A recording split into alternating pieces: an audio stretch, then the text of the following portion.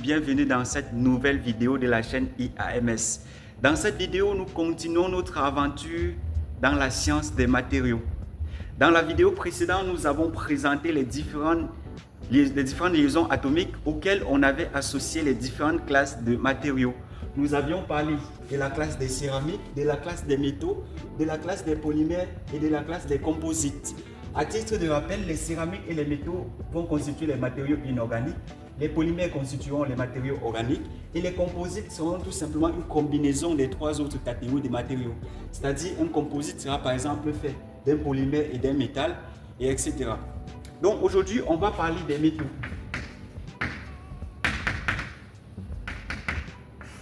On va parler des métaux. Les métaux représentent probablement les matériaux les plus proches des activités humaines. Il n'y a pas un autre matériau aussi proche des activités humaines comme les métaux. Comme un exemple, les aciers de construction.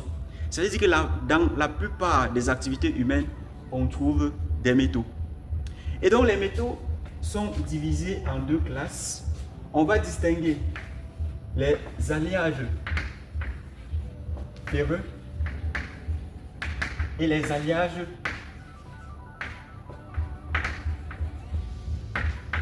non ferreux.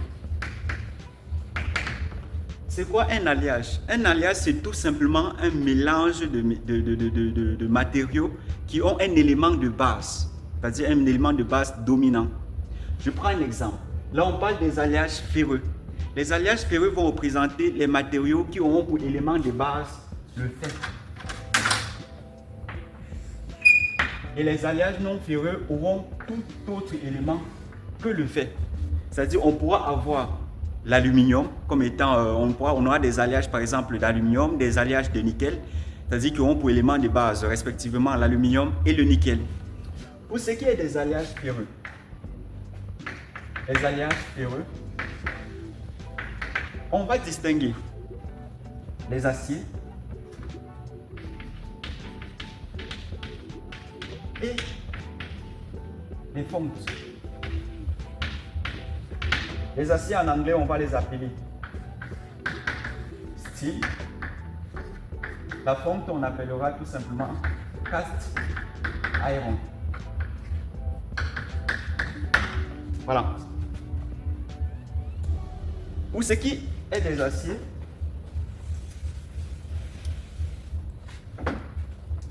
la différence, c'est-à-dire ce qui différencie ces deux types d'alliage ferreux sera basé sur la composition, c'est-à-dire sur la quantité de carbone que compose, en fait, qui se trouve dans la composition de cet alliage. Pour les aciers seront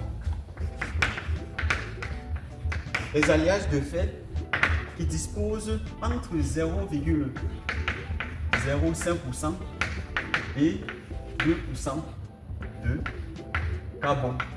C'est-à-dire, en plus du fer, on aura entre 0,05% et 2% de carbone. Et la fonte aura entre 2% et 4%, voire relativement plus.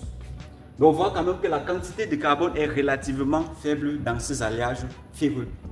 Maintenant, attardons-nous sur les aciers. Sur les aciers. Les aciers vont représenter à peu près de 90% des matériaux métalliques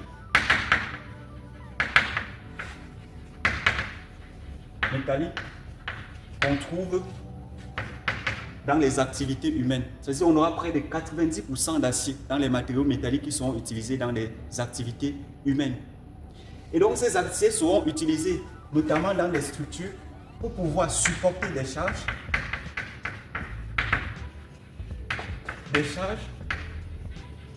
ou transmettre des puissances. Si on veut transmettre une puissance, on pourra concevoir nos structures à partir de l'acier. Et donc dans les aciers également, on va distinguer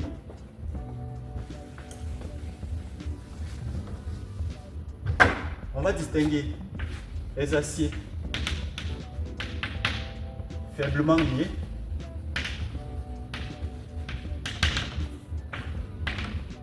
faiblement alliés autant pour moi. On distinguera les aciers faiblement alliés et les aciers hautement alliés. Voilà. Les aciers faiblement alliés seront ceux qui sont utilisés juste pour supporter les charges ou transmettre une puissance lorsqu'il n'y a pas de contraintes supplémentaires. Et les aciers faiblement alliés sont des aciers qui contiennent, en plus du carbone, au trop 5% d'autres éléments d'addition. Au trop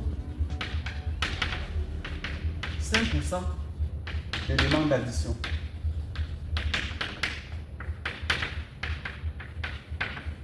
Et donc, quand je parle d'éléments d'addition, je parle de tout autre élément autre que le carbone. Et donc, pour pouvoir avoir des aciers hautement alliés, vous comprenez, ce sont des aciers qui auront donc des éléments d'addition qui ont un pourcentage qui vont au-delà des 5% qu'on trouve dans des aciers faiblement alliés. Et pour les ajouter, il va falloir justifier leur ajout parce que leur ajout va potentiellement augmenter le coût du matériau. Et on sait que dans la conception, l'ingénieur doit trouver un compromis entre sécurité et économie. Pour ne pas faire perdre de l'argent à l'entreprise, il va falloir trouver ce consensus-là. Donc l'ajout des éléments d'addition doit être justifié. Et du coup, on pourra ajouter des éléments d'addition. On va distinguer ici 3 cas. On pourra ajouter par exemple des éléments d'addition. Et comme je l'ai dit, je rappelle, pour les aciers faiblement alliés, lorsqu'on veut juste supporter des charges ou transmettre des puissances, là ça va. Maintenant, si on veut par exemple utiliser une structure pour résister à une atmosphère,